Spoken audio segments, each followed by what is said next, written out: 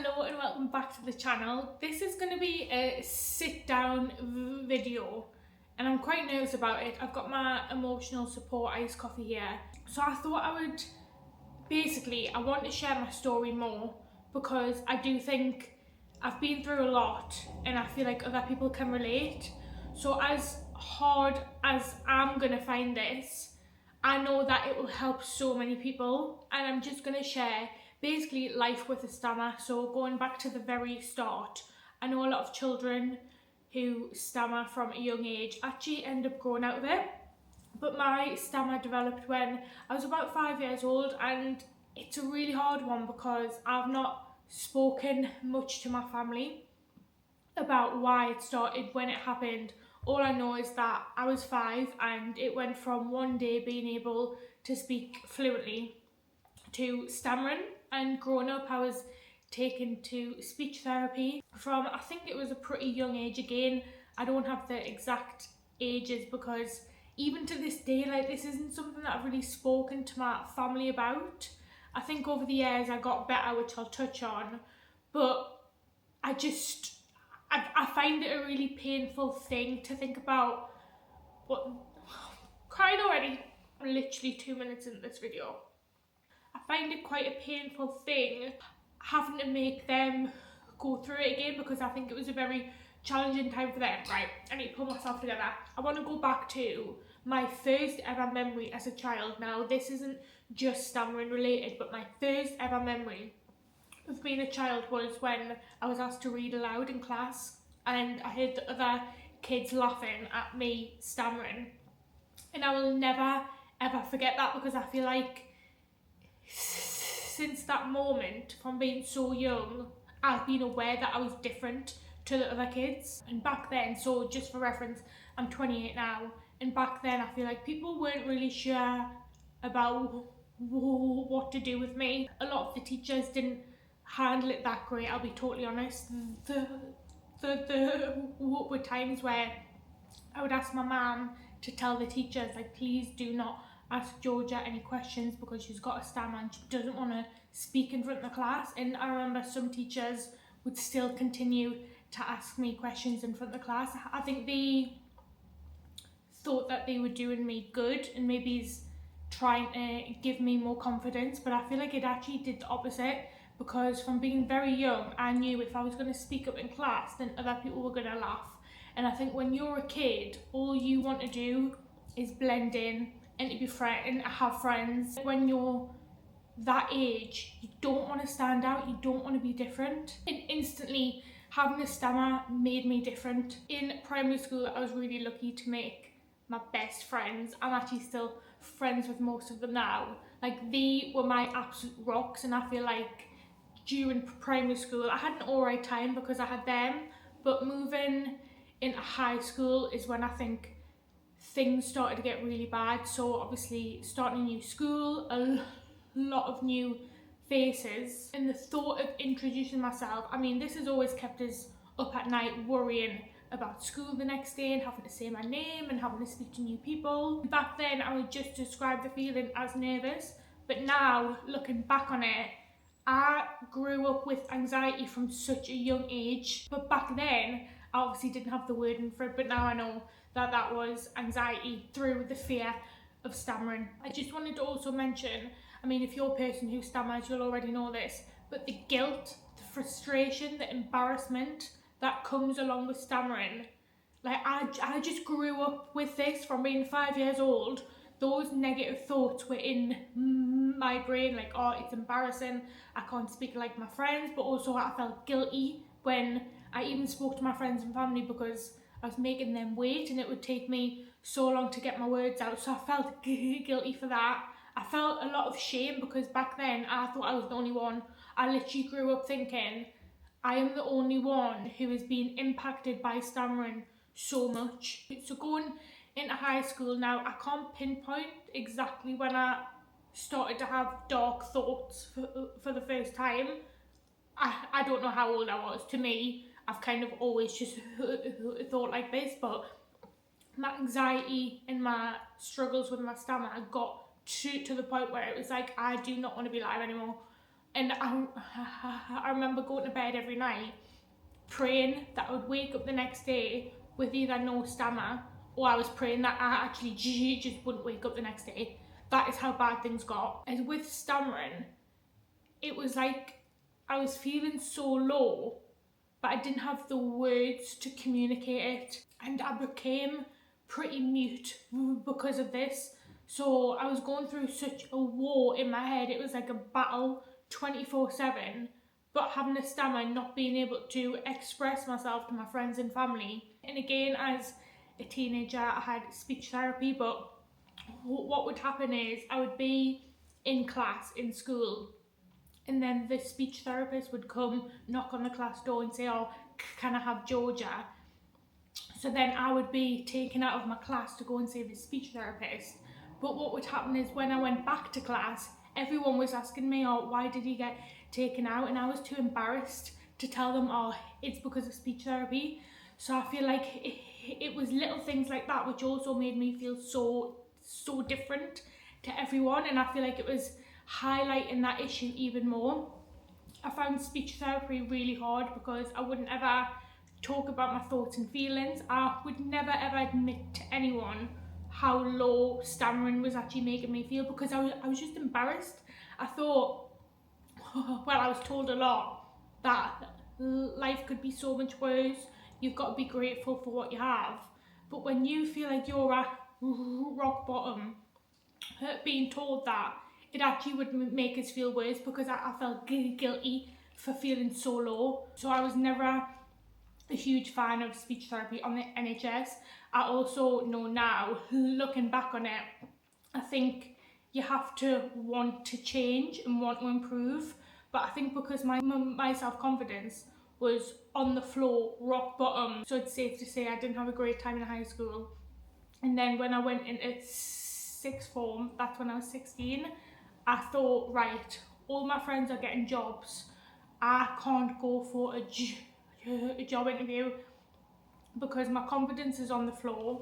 I truly believe that who would even want someone who stammers to work for them? I thought, when I'm around all of these fluent speakers, who is going to want to hire me? And that honestly left me feeling so worthless.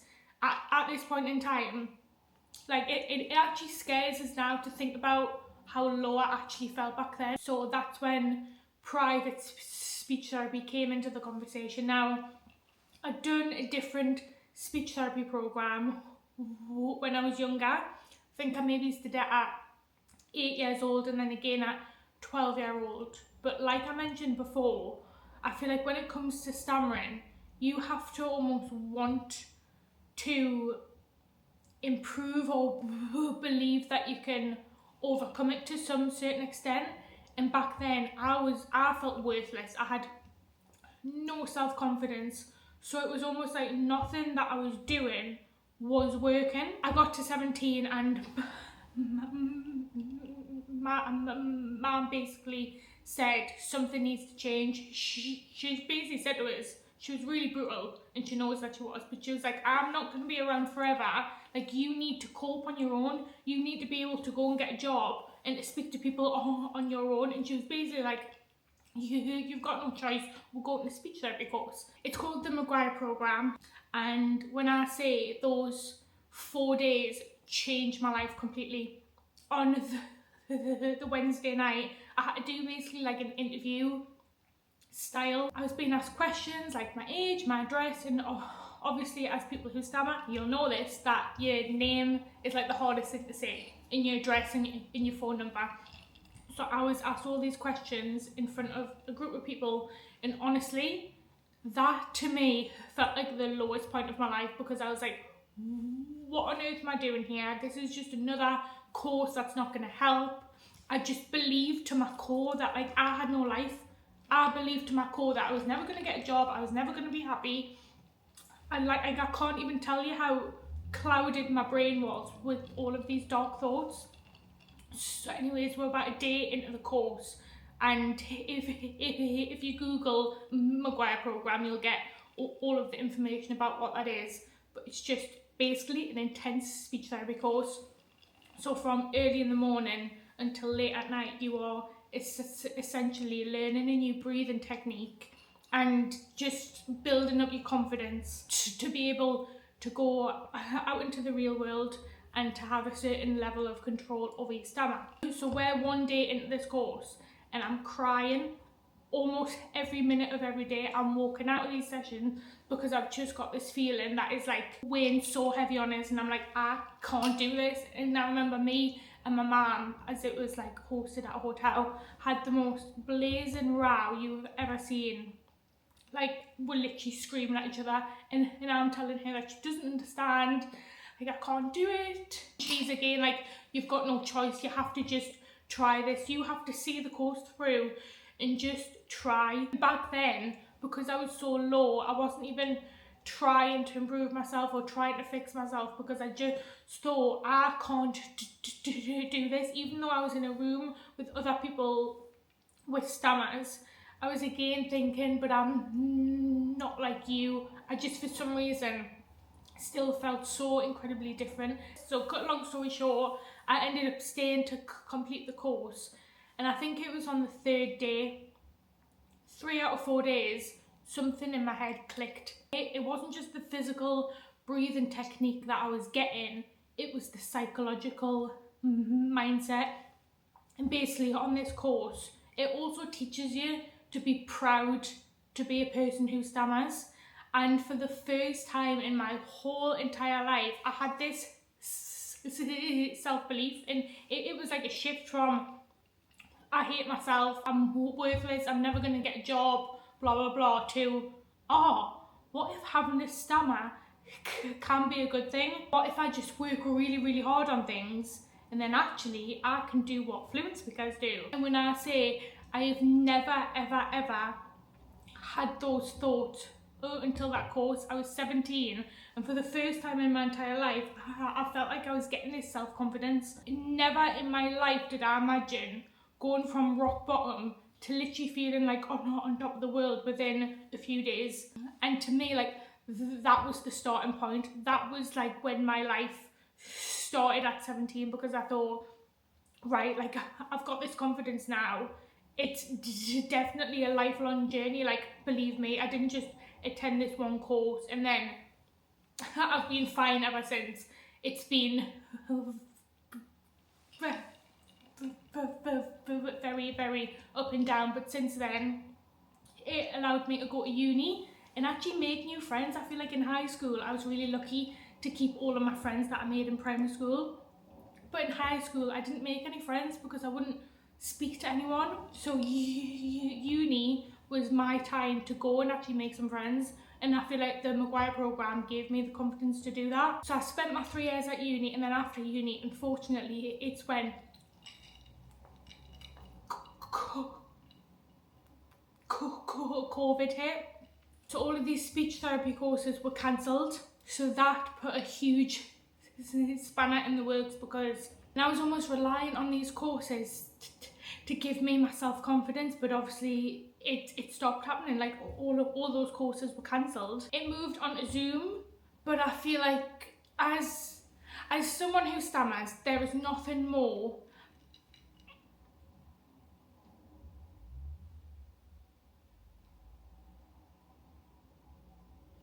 powerful than being around other people who stammer, because you're just in a room where everyone gets it, everyone understands. So I did really struggle in those times. So moving on to 2021 is when I started my TikTok account. The Maguire program, it forced me to be more confident, but TikTok truly changed my life in so many ways.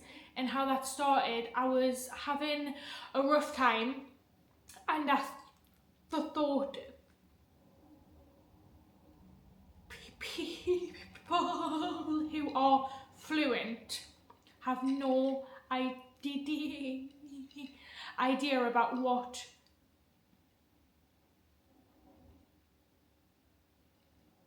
people who stammer actually go through. So I recorded myself, and I was ordering at a